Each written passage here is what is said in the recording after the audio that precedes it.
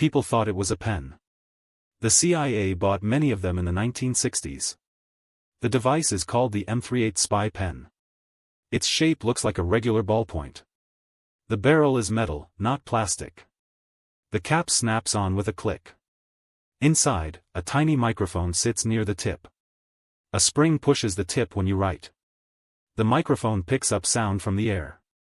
A thin coil stores the sound as magnetic signals. A small motor winds a tiny reel of tape. The tape moves when you press the pen button.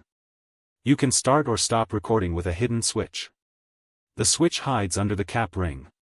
The pen can record up to 2 minutes of conversation. After recording, you pull a tiny lever to rewind the tape. A thin slit at the back lets you see the tape movement. The pen looks ordinary. It has a plain black barrel. The logo is the same as any office pen. No one can see the hidden parts. This made it safe to use in meetings. Spies could hide it in a notebook. They could write notes and record talks at the same time. The device needed a small battery. The battery is a button cell hidden in the grip. The battery lasted a few days before needing replacement. The pen could be disassembled with a small screwdriver. Repairing it required skill. The design made the spy work easier.